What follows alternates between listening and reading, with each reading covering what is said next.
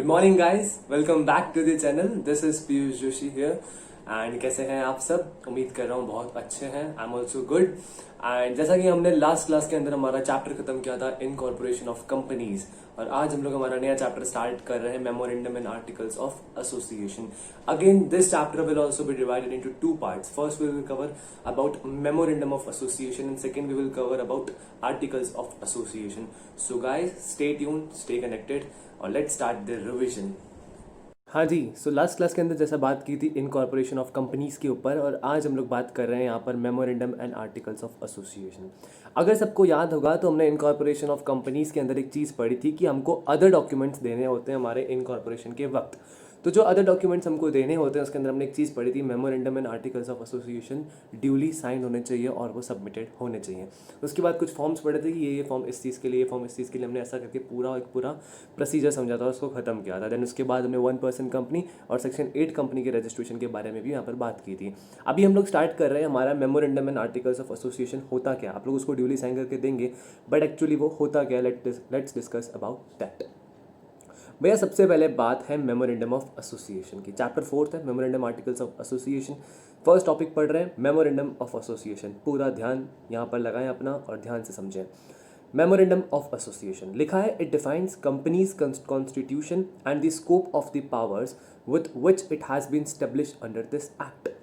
यानी कि companies act 2013 के अंदर जो ये कंपनी है ना सामने, जिसको आपने इनकॉर्पोरेट किया है, उसका मेमोरेंडम ऑफ एसोसिएशन ये बताता है कि इस कंपनी के कॉन्स्टिट्यूशन और इसके स्कोप में कौन सी पावर्स आती है और जिस पर्पस के लिए स्टैब्लिश किया गया है वो मेमोरेंडम ऑफ एसोसिएशन के अंदर समझाया जाता है। वेरी सिंपल, वापस रिपीट करते हैं। इस एक्ट के अंदर, कंपनीज एक्ट 2013 के अंदर, जो कंपनी आप लोगों ने इनकॉर्पोरेट कराई है उसका मेमोरेंडम ऑफ एसोसिएशन ये बताता है कि why this company is constituted and the scope of the powers of this company जिसमें ये स्टैब्लिश की गई है। अब हम लोग पढ़ते हैं सेक्शन नंबर 4 जो बात करता है contents of MOA, memorandum of association के कुछ कंटेंट्स हैं। तो यहाँ पर लिखा है सबसे पहला कंटेंट नेम क्लॉज, कंपनी का नेम क्लॉज। दूसरा लिखा है सिचुएशन क्लॉज, यहाँ सिचुएशन मतलब सिचुएटेड कहाँ है, state in which the registered office is to be situated. फिर लिखा है objects clause for which the company is proposed to be incorporated। फिर लिखा है liability clause, the declaration that the liability of the members is limited or limited by guarantee। फिर आता है capital clause, in case of company limited by shares, the amount of the share capital with which company is to be registered divided into shares of fixed amount। फिर आता है subscription clause, by which the person subscribing to the memorandum declare their desire to form a company। फिर लिखा है एक certain provision for OPC, the name of the person who in the event of the death of the subscriber shell become the member of the company. ध्यान से देखना, ये 7 points को हमको क्लॉज को खत्म करना है। सबसे पहला हमें पता है name clause. Contents of MOA के अंदर पहला आता है हमारा नेम क्लॉज। जो कंपनी का नेम क्लॉज है उसके अंदर कंपनी के नाम के बारे में चीज़ें आती है, ये पूरा नेम के बारे में बताता है कंपनी के। क्लियर है? फिर आता है सिचुएशन क्लॉज, ये बोलता है state in which the registered office is to be situated. जो कंपनी आप लोगों ने बनानी है, जिस कंपनी के एमओए और एओए आप लोग बना रहे हो, उस कंपनी के एमओए के अंदर सिचुएशन क्लॉज करके भी एक टॉपिक आएगा, एक पॉइंट आएगा। सिचुएशन क्लॉज के अंदर आपको उस क्लॉज के अंदर ये चीज डालनी है कि जिस भी स्टेट के अंदर इस कंपनी का रजिस्टर्ड ऑफिस है, उस कंपनी का, उस स्टेट का आपको इस सिचुएशन क्लॉज के अंदर नाम लिखने का है। उसके बाद बात आती है ऑब्जेक्ट क्लॉज की, for which the company is propose to be incorporated. जो कंपनी का ऑब्जेक्ट है, जिस पर्पस के लिए कंपनी इनकॉर्पोरेट कराई जा रही है, वो उस ऑब्जेक्ट क्लॉज के अंदर हमको यहाँ पर हमको इसके अंदर डालना है। ठीक है? उसके बाद आता है लाइबिलिटी क्लॉज, ये बात करता है the declaration that the liability of the members is limited और limited by guarantee. I think अब आप लोगों को बहुत अच्छे से क्लियर हो गया होगा कि दो चीजें होती है, limited by shares and limited by guarantee. अगर मेंबर्स की लाइबिलिटी लिमिटेड बाय शेयर्स है तो कंपनी लिमिटेड बाय शेयर्स, और उसके बाद अगर गारंटी है तो कंपनी लिमिटेड बाय गारंटी। यहाँ पर हमारा सीन क्लियर कट बन जाता है। अब बात करते हैं कि साहब लाइबिलिटी क्लॉज के अंदर हम लोग क्या डालेंगे। यहाँ पर एक डिक्लेरेशन देना पड़ेगा आपको कि साहब मेंबर्स जो है वो लिमिटेड है या लाइबिलिटी बाय गारंटी है, इस चीज़ का आपको यहाँ पर बाइफर्केशन देना है, इस लाइबिलिटी क्लॉज के अंदर आपको बताने का है। उसके बाद हम आगे बढ़ते हैं, हमने पढ़ना है कि कैपिटल क्लॉज क्या होता है। In case of company limited by shares, the amount of the share capital with which company is to be registered and divided into shares of fixed amount. अगर कैपिटल क्लॉज है और company limited by shares है, the amount of share capital, जितना share capital है और जितना company उससे आपको कंपनी को रजिस्टर करना है, वो आपको अमाउंट ऑफ शेयर कैपिटल आपको लिखने का है और आपको बताना है कि divided into number of shares कितने हैं वो आपको बताना है कैपिटल क्लॉज के अंदर। ये only in the case of company limited by shares. Clear है? उसके बाद आता है सब्सक्रिप्शन क्लॉज। ये बात करता है by which the person subscribing to the memorandum declare their desire to form a company. अगर आपको पता हो तो कंपनी इनकॉर्पोरेट करते हुए हम लोग एमओए देते हैं, एमओए एओ देते हैं। जब हम लोग एमओए एओ देते हैं तो यहाँ पर कुछ सब्सक्राइबर्स होते हैं जो बाद में बन जाते हैं क्या, मेंबर्स। कंपनी के इनकॉर्पोरेशन के बाद वो बन जाते हैं सब मेंबर्स। अभी बात करते हैं सब्सक्रिप्शन क्लॉज के अंदर क्या चीज़ है। यहाँ पर आपको क्या बताना है कि by which the person subscribing to the memorandum declare their desire to form a company. जो सब्सक्राइबर्स है वो डिक्लेयर करते हैं अपनी डिजायर कि हमें कंपनी फॉर्म करनी है, अपना मेमोरेंडम के अंदर बताते हैं कि हम लोग क्या है, इस कंपनी के सब्सक्राइबर्स है। तो ये आता है सब्सक्रिप्शन क्लॉज। एक सर्टेन पॉइंट सिर्फ ओपीसी के लिए, फॉर ओपीसी लिखा है the name of the person who in the event of the death of the subscriber shall become the member of the company. हमने कल पढ़ा था कि एक नॉमिनी होता है, उसका नॉमिनेशन भी देते हैं आईएनसी 2 के अंदर। तो अभी अगर यहाँ बात करें ओपीसी के अंदर तो हम क्या बोल रहा है कि जो नाम है उस पर्सन का, किस पर्सन का, जो आपके मेंबर के मरने के बाद या उसकी डेथ के या इनकैपेसिटी के बाद इस कंपनी को आगे चलाएगा, वो उस बंदे का आपको यहाँ पर नाम डालना है। फॉर ओपीसी के अंदर ये चीज़ आपको ध्यान रखनी है। तो 7 पॉइंट्स यहाँ पर ध्यान रखने के बात है। पहला नेम क्लॉज, दूसरा आपका आता है सिचुएशन क्लॉज, तीसरा आता है ऑब्जेक्ट क्लॉज, फोर्थ आता है लायबिलिटी क्लॉज, फिफ्थ आता है कैपिटल क्लॉज, सिक्स्थ आता है subscription clause and the seventh is for only for OPC point. बात खत्म हो गई।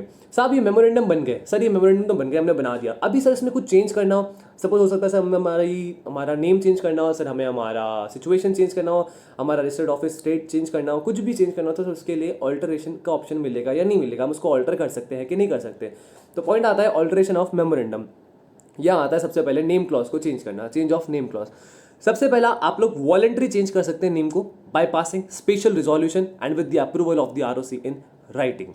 अगर आपको वॉलंटरी चेंज करना है, अपने हिसाब से अपना नाम चेंज करना है, तो आप लोगों को क्या करना पड़ेगा, एक स्पेशल रिजोल्यूशन पास करना पड़ेगा and with the approval of ROC in writing. ROC से राइटिंग में अप्रूवल लेना है और अपने नाम के लिए, आपको नाम को चेंज करने के लिए आपको एक स्पेशल रिजोल्यूशन पास करने का। 2 तरह के रिजोल्यूशन होते हैं, special resolution and ordinary resolution. ये बात खत्म हो गई। उसके बाद आता है the registrar shall enter the new name in the registrar register of companies and issue fresh certificate of incorporation with the new name. आप लोगों ने वॉलंटरी चेंज कराना है, आपकी कंपनी का नाम XYZ लिमिटेड था, आपको उसको कराना है AYZ लिमिटेड।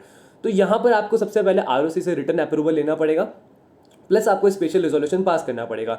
ये प्रोसीजर होने के बाद रजिस्ट्रार क्या करेगा, आपका नया नाम के साथ आपको एक नया सर्टिफिकेट देगा और अपने रजिस्ट्रार ऑफ कंपनीज के अंदर आपके इस नाम से कंपनी को रीनेम कर देगा, चेंज कर देगा।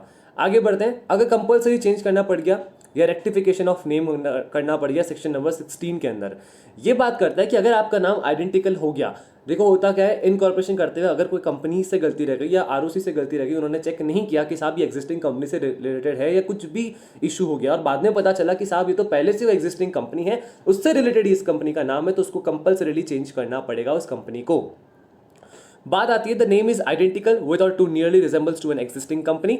ऐसी कंपनी जो रिजेंबल करती हो या आइडेंटिकल हो एग्जिस्टिंग कंपनी से, उस केस में हमको कंपलसरी चेंज करना पड़ता है। आगे बढ़ते हैं। The rectification of the name must also be carried out if the regional director so directs at any point of time after the registration. Regional director जब आपको बताएगा, काम रेक्टिफिकेशन वाले केस में क्या होगा, जब रीजनल डायरेक्टर आपको बाद में बताता है, डायरेक्ट करता है कि साहब आपको इस नेम को रेक्टिफाई करना पड़ेगा, ये नेम सुटेबल नहीं है, तो उस केस में भी आपको कंपल्सरीली नेम को चेंज करना पड़ेगा। The direction of RD is required to be complied with by the company within a period of 3 months or 6 months by passing ordinary resolution. आपको RD के ऑर्डर के बाद 3 महीने या 6 महीने के ऑर्डिनरी रेजोल्यूशन पास करने के बाद आपको क्या करना पड़ेगा, अपना नाम चेंज करना पड़ेगा। यानी एक बार सीक्वेंस समझिएगा, आपको सिंपल चीज़ है, एक तो आइडेंटिकल नाम है तो यहाँ पर आपको नेम चेंज करना पड़ेगा। रेक्टिफिकेशन के केस में आपको क्या करना है, जो रीजनल डायरेक्टर है वो आपको यहाँ पर बोलेगा कि साहब आपको अपनी कंपनी का नाम रेक्टिफाई करना है। कंपनी क्या करेगा, एक ऑर्डिनरी रेजोल्यूशन पास करेगा और 3 महीने या 6 महीने के अंदर वो अपने 3 मंथ्स और 6 months by passing ordinary resolution, ordinary resolution pass करने के 3 महीने या 6 महीने बाद वो अपनी कंपनी का नाम रेक्टिफाई करेगा। Where a company changes its name और obtains a new name, it shall within a period of 15 days from date of change give notice to the change. नाम चेंज करने के 15 दिनों बाद एक नोटिस देगा वो वापस से और बताएगा कि हाँ हमारी कंपनी का नाम हमने चेंज कर लिया है। Penalty in case of default, liable for punishment with which fine may extend to 1,000 for every day which default continues। ये 15 दिन के अंदर आपने नहीं बताया, 15 दिन के बाद जितने दिन भी आपने लोगों ने लेट किया, आप पे पेनल्टी लगेगा 1,000 रुपये पर दिन का, जितने दिन भी आपको कंटिन्यू करते हुए जाओगे। क्लियर हो गया। नेम क्लॉज बहुत सिंपल था, आपको नेम को कंपलसरी चेंज करना है या ऑर्डिनरी चेंज, वॉलंटरी चेंज करना। वॉलंटरी चेंज हम लोग बहुत इजीली समझ चुके हैं, बहुत सिंपल है, कुछ खास था नहीं। आपको स्पेशल रिजोल्यूशन पास करना है, आरओसी की अप्रूवल लेनी है राइटिंग के अंदर, उसके बाद रजिस्टर क्या करेगा, उस कंपनी के नाम को चेंज कर देगा और एक नया फ्रेश इनकॉर्पोरेशन का सर्टिफिकेट आपको इशू कर देगा। देन बात करी थी हमने कंपलसरी चेंज की, कंपलसरी चेंज या rectification of name section number 16 के अंदर। रेक्टिफिकेशन केस के अंदर हमने पढ़ा था कि आरडी आपको डायरेक्ट करेगा कि साहब आपका नाम आपको चेंज करना पड़ेगा, एज ये नाम रेक्टिफाई आपको करना बहुत नेसेसरी है, नाम गलत है, कुछ भी एक्सवाइजेड रीजन हो सकता है। आरडी के डायरेक्शन के बाद आपको 3 महीने 6 महीने ऑर्डिनरी रेजोल्यूशन पास करने के बाद आपको क्या करना है, अपना नाम चेंज करना है। नाम चेंज करने के बाद उसके 15 दिन तक आपको वापस से उसको अपना कम्युनिकेट करना है कि साहब हमने हमारा नाम चेंज कर लिया है। अगर आपसे गलती हुई 15 दिन के अंदर आप नाम नहीं चेंज कर पाए, नेक्स्ट 16 डेज से जितने भी दिन आप लोग लेट करोगे उससे आपको 1000 for every day which default continues आपको पेनल्टी भरना पड़ेगा। अब आता है चेंज ऑफ रजिस्टर्ड ऑफिस, थोड़ा इंपॉर्टेंट मोस्ट इंपॉर्टेंट टॉपिक इसके अंदर यही है, और ऑल्टरेशन में तो यही चीज मेन ऑल्टर होती है, इसको समझते हैं। अगर आपने सेक्शन 12 सब सेक्शन 5 के अंदर change with in same town कराया, आपने सेम टाउन के उस लिमिट्स के अंदर ही आपने अगर चेंज कराया, तो आपका प्रोसीजर क्या होगा, ध्यान से समझिएगा। Board resolution to approve change, आपको कंपनी का बोर्ड रिजोल्यूशन पास करना पड़ेगा, उससे अप्रूवल लेना पड़ेगा कि हम लोग चेंज कर रहे हैं। उसके बाद आपको form INC 22 is to be filed with ROC within 15 days giving notice of change and new location of registered office. आप लोग अपनी जब चेंज कर रहे हो तो INC 22 के अंदर 22 के अंदर आपको ROC को एक फाइल करना पड़ेगा, फॉर्म INC 22, जहां आपको ये बताना है कि हम लोग 15 दिन के अंदर कि हम लोग notice of change and new location of registered office, नया लोकेशन ऑफ रजिस्टर्ड ऑफिस और चेंज का नोटिस आपको देना है, किसको, अपना ROC को देना है INC 22 के अंदर विद इन 15 डेज। उसके बाद आता है change from one city to another city in same state. Rajasthan state के अंदर अगर आप जोधपुर में हैं और अब आप जयपुर में जा रहे हैं तो उस केस में आप क्या करेंगे, shareholders are to approve change by passing special resolution. Company के शेयर होल्डर्स अप्रूवल देंगे, वो सबसे पहले स्पेशल रिजोल्यूशन पास करेंगे। उसके बाद कंपनी को फॉर्म करना है MGT 14 to be filed with ROC, MGT 14 form file करना है। Then form number INC 22 to be filed with ROC within 15 days giving notice of change and location of registered office. Clear है ये चीज, बहुत simple सी चीज थी। अगर आपको सेम स्टेट के अंदर अपना सिटी बदलना है, आपको जोधपुर से जयपुर या जयपुर से जोधपुर अपना चेंज करवाना है, या मुंबई से पुणे आपको महाराष्ट्र के केस के अंदर कराना है, तो आपकी कंपनी के शेयर होल्डर सबसे पहले SR पास करेंगे, shareholders are to approve change by passing special resolution. उसके बाद आपको MGT 14 भी फाइल करना पड़ेगा विद ROC। अच्छा, SR क्यों पास करना है, कि हम लोग अप्रूवल देख रहे हैं साहब, जो कंपनी के शेयर होल्डर्स है ना, वो अप्रूवल एक स्पेशल रिजोल्यूशन के फॉर्म में बताएंगे हमको कि साहब हम शेयर होल्डर्स ये अप्रूव करते हैं और स्पेशल रिजोल्यूशन पास करते हैं कि हम कंपनी का रजिस्टर्ड ऑफिस चेंज कर रहे हैं from one city to another city in the same state.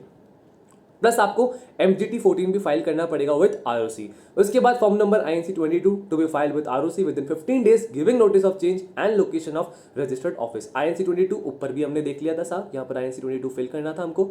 ऊपर आते हैं, अभी हमने देखा था INC 22 कहाँ गया, ये रहा INC 22 फॉर्म, ये रहा INC 22, और यहाँ पर भी INC 22 हमको फाइल करना है। ठीक है, क्लियर हो गया, बहुत सिंपल। दोनों केस को वापस से अच्छे से समझते हैं, बहुत धीमे धीमे समझेंगे, धीरे धीरे समझेंगे, अच्छे से समझ आएगा। सबसे पहला सेक्शन 12 सब सेक्शन 5 बोलता है change with in same town. Clear है, उसके अंदर आपको एक तो होता है change with in same town, एक होता है चेंज विद इन सिटीज होता है बट सेम स्टेट होता है। आपको बोर्ड रेजोल्यूशन पास करना पड़ेगा to approve change, form INC 22 to be filed with ROC within 15 days giving notice of change and new location of registered office. In short समझे तो board resolution pass करो, INC 22 form fill करो। उसके बाद अगर same state के अंदर other cities आपको करना है तो इन शॉर्ट समझते हैं आप SR पास करो बाय शेयर होल्डर्स के अप्रूवल, MGT 14 फाइल करो, INC 22 फाइल करो। ऊपर वाले केस में बोर्ड रेजोल्यूशन और INC 22 था, नीचे वाले केस में शेयर होल्डर्स था जो स्पेशल रिजोल्यूशन पास करेंगे, MGT 14 था और INC 22 था। ये तीन केस यहाँ पर क्लियर हो गए। उसके बाद आता है one city to another city in the same state but different ROC। कोई सिटीज के अंदर हमारे पास यहाँ पर होती है दो, जहां पर एक ही स्टेट के अंदर दो ROC होते हैं। जैसे महाराष्ट्र के अंदर दो ROC, एक तो मुंबई के अंदर और एक पुणे के अंदर। तो यहाँ पर केस आता है कि special resolution to be passed by shareholder. ऐसे केस में आपको SR पास करना है शेयर होल्डर में, ऊपर वाला पॉइंट सेम है। आपको MGT 14 भी फाइल करना है। उसके बाद आपको an application is to be made in the form INC 23 to the regional director for confirmation. आपको RD को INC 23 में फॉर्म फिल करके कंफर्मेशन मांगना है कि साहब हम लोग हमारा ROC का चेंज करा रहे हैं, हम लोग क्या कर रहे हैं, one city to another city in same state but different ROC। आप मुंबई से पुणे शिफ्ट हो रहे हैं बट पुणे वाले ROC में अपना चेंज करवाना चाहते हैं, तो आपको क्या करना पड़ेगा, ये एप्लीकेशन फाइल करना पड़ेगा RD को INC 23 के अंदर फॉर कंफर्मेशन। इसके बाद आता है new address of registered office of company must be send to new ROC form number INC 22। देखो, आपको नया एड्रेस भेजना पड़ेगा रजिस्टर्ड ऑफिस का in form number INC2 to the new ROC in form number INC2। आप लोग मुंबई के ROC में काम कर रहे थे, आप लोग यहां से चेंज करा के पुणे के ROC में जाना चाहते हैं, तो INC22 के अंदर आपको नए ROC में आपको बताना है कि साहब हमारा ये रजिस्टर्ड ऑफिस पुणे के अंदर है। फिर आता है from one state to another state, section number 13। ध्यान दीजिएगा इसको, अब आप स्टेट ही चेंज करा रहे हो। Company have to pass SR special resolution pass करना पड़ेगा। MGT14 is to be filed within 30 days of passing the above resolution. Above resolution pass करने के बाद 30 दिन के अंदर आपको MGT14 फाइल करना पड़ेगा। INC23 is to be filed with the regional director for confirmation of change। INC23 RD से confirmation लो, ऊपर ही पड़ा था INC23 RD से confirmation लेने के लिए ऐसा। उसके बाद आपके लिए आता है new address of RD of company must be send to new ROC in form number INC2। जब आप स्टेट ही चेंज कर रहे हो, यहाँ पर आप स्टेट ही चेंज कर रहे हो तो आपका दिखती बात है ROC भी चेंज होगा, तो new address of registered office of company must be send to new ROC in form number INC22। Almost same जो हमने ऊपर पढ़ा वही चीज़ यहाँ पर थी और ज़्यादा कोई डिफरेंट यहाँ पर है नहीं। क्लियर है आपको? यहाँ पर वहाँ पर शेयर होल्डर्स के अप्रूवल से आपको ROC अपना स्पेशल रेजोल्यूशन पास करना था, यहाँ पर कंपनी स्पेशल रेजोल्यूशन पास करती है। आगे बढ़ते हैं उससे पहले एक और इसको वापस से शॉर्ट में क्रक्स समझ लेते हैं इसका। क्या बोलते हो, कर ले, समझ ले, मना क्यों करोगे तुम लोग, समझाना तो मुझे है। ओके ओके ओके साहब, अभी आ जाते हैं हम फटाफट। गाइस कुछ डाउट्स आए तो पूछ लिया करो कमेंट सेक्शन में, मैसेज ड्रॉप कर दिया करो। वैसे I am receiving some messages जिनको नोट्स चाहिए, थोड़ा नोट्स को लेके इशू है। आई थिंक आज अगर मैं क्लैरिफिकेशन दे दूंगा कि ये लेक्चर्स हम लोग कवर करने वाले हैं, ये नोट्स हो रहे हैं, ये लैंग्वेज यहाँ से कवर किया है और फ्यूचर में क्या कौन कौन सी क्लासेस आ सकती है, मैं उसका आज कल में एक वीडियो सिर्फ उसी चीज़ का बना दूंगा। अपार्ट फ्रॉम दी अपना रिवीजन एक वीडियो उस चीज़ के लिए आप लोगों के लिए आ जाएगा। आती है बात चेंज ऑफ रजिस्टर्ड ऑफिस की, जो हमने कवर कर ली। विद इन सेम टाउन पढ़ा, one city to another city पढ़ा, one city to another city in same state पढ़ा। उसके बाद आपने पढ़ा डिफरेंट ROC वाला केस। उसके बाद आपने पढ़ा one state to another state. यहाँ पर मोस्टली SR पास होता है, बोर्ड रेजोल्यूशन ऊपर वाले में पढ़ा, SR पढ़ा, OR आया, MGT14, INC23, INC22। INC23 याद रखिएगा, हम लोग क्या कर रहे हैं, RD से अप्रूवल मांग रहे हैं कन्फर्मेशन की। ये सब चीज़ें हमने यहाँ पर पढ़ लिया। आई डोंट थिंक अब इतना रिपीट करने की नीड है। हमने ऊपर पढ़ा कि साहब जो 7 आपने पढ़ाई ना 7 हमको की सब ये क्लॉज होती है, उसके अंदर एक ऑब्जेक्ट क्लॉज था। कंपनी का ऑब्जेक्ट क्या है, क्या प्रपोज करके वो इनकॉर्पोरेट हो रही है, company is propose to be incorporated, for which the company is propose to be incorporated. तो चलो बेटा, उसमें भी तो कुछ ऑल्ट्रेशन कर सकते हो ना साहब। हम लोग पहले कुछ और काम कर रहे थे, अब कुछ और हमारा ऑब्जेक्ट है। आ जाओ, लिखा है, कहाँ गया, ये रहा।